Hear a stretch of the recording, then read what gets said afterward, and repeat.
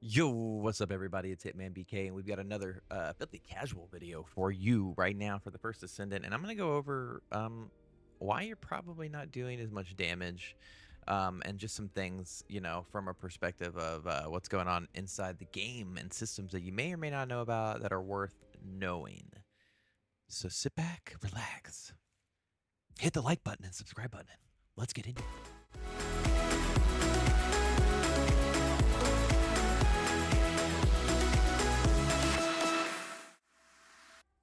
Oh, look, that's the top of my head. All right, so I've got Jaber right here right now. All right, so there's a couple of things I think that are really worth kind of like going over that not even I really realized. And they may seem like super, super simple. And there are a ton of videos already out on this, but you know what? We're casuals here, right? And we don't always know what's going on or what it is we should be doing and how things are functioning and, whatever, right? From a casual perspective. So if you go into your menu, I think a lot of what people don't realize, honestly, which I just now did, and I did it for the first time on Fallen Hope, and it's simple, really. It's your mods. Like having almost fully upgraded mods is going to make a very large DPS difference for you, as well as adding in these new slots, right? Let's go to this and drop that. This numbered slot changes everything. It clearly, it makes things cheaper. It makes it easier for you to acquire DPS and do more damage, especially up against bosses. This is something I'd waited really long into the end game to do because the max capacity up that you need to do, uh, which I did on this one actually. So I should probably pull up another one. You have to use an energy activator, right, to take these capacitors up in order to increase the amount of mods you can put into a gun and a descendant. And that's an expensive resource, right? It's a really hard resource to farm too. I clearly don't have anymore. And then you also have your crystallization catalyst, which allow you to add a new numbered slot into a set weapon. So you will get one of each, I think, is what it is when you near the end of the game, and you really need to kind of like hunker down and figure out what descendant it is you really enjoy, and push into that. That way you can eke the most out of your damage. So if I pull up like my Lepic here, this is the guy I've spent the most time on. And I went into my modules, right? I've got 1, 2, 3, 4, 5, 6, 7. So I think you get 3 on an ultimate. So I've done this, or 4. And then I've done this 3 times. I reset him. So what that means is, I've gone in and done the assign and used a crystallization catalyst to add these numbers in here. So I could add all of these mods into Lepic. And this guy smacks, by the way, y'all. I mean, straight up smacks.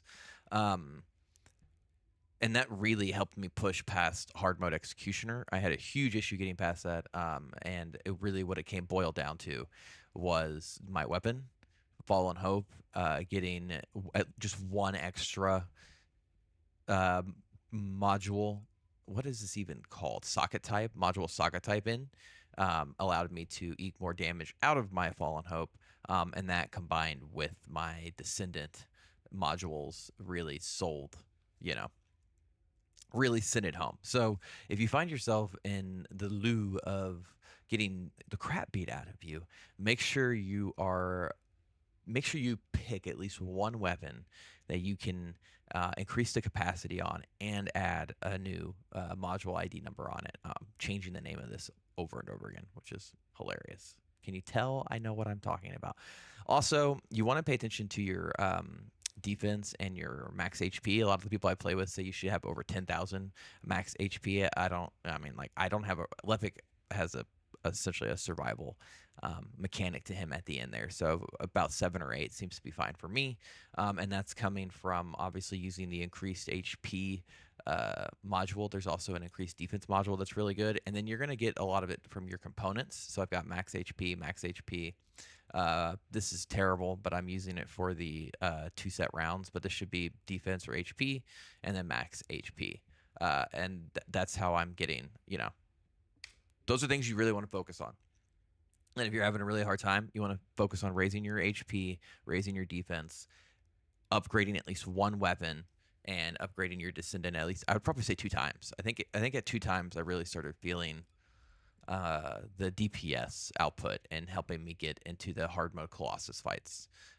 Because obviously you want as many fully ranked mods as you possibly can. And then don't forget that these values are not additive. So I'm not getting 115% crit hit rate. That is not actually what's happening. You can see your actual values if you go to W, and I've got it up to 32%, right? So I think it's additive, right? Not multiplicative. So keep that in mind as well when you're looking at that. Those numbers can be deceiving. I think the whole system in here is actually a little bit deceiving, and hard to really nail down from a casual perspective on like what it is I should even be going for, or how much damage I'm even doing, how much damage I can eke out. But that's my personal opinion. And then don't forget to pay attention to your resistances. Everybody has a set one. And honestly, you're gonna get beat around a lot if you are really, like, if I went into a toxin boss fight right now, probably gonna hurt, right? So those are my tips just for this video. I'm really enjoying this game. I think I've only have like 50-60 hours in only. I mean, it's a lot, but I mean, it's not as much as your tryhards. And I think I really started getting my feet on the ground when I realized, how to farm these components, and understanding that, yeah, eventually I need to upgrade my weapon and add modules to it. And then you also have the actual weapon upgrade system itself, right? These four little dots will go up when you infuse one weapon into another, like you can see right here. So I've infused this twice with the same weapon, and my Thunder Cage once, which you actually get during the campaign. Anyways, that's really it for this video. I'm still really enjoying this. In case you don't know, and if you're just following me and you're like, I'm a filthy casual, bro, I don't know anything, like, help me. And you're in these not infiltrations, excuse me, those are dungeons. Go to the special operations terminal if you want to get like good leveling. The White Knight Gulch block Cooper mining is really good, and so is the Sterile Land. It's also really good. Or in case you didn't know, everybody seems to know though, but I'm going to show you anyways. If you go to Sterile Land, you can run large nuclear reactor. This is going to net you 10,000 kyber per 5 minutes. Is about what it is. It's about 10,000.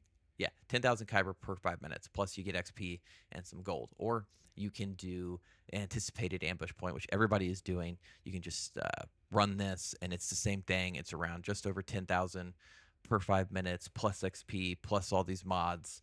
I think this one is probably better because you actually get so many mods from this, and then you can go and delete the dupes. So it's a really great kyber and leveling farm. So yeah, sound off in the comments if there's anything else you want me to cover from a perspective of somebody who doesn't play this game that much and really is just kind of enjoying it for fun and figuring things out and realizing that I suck compared to the people in my Discord. And if you'd like to join the Discord and you want to join the Filthy Casual family, there is a link in the comments, description, whatever, I'm rambling. I need more coffee. On that note, continue being great humans, and I will catch you guys on the next one. I'm Hitmanbk. Make sure you like, subscribe, comment.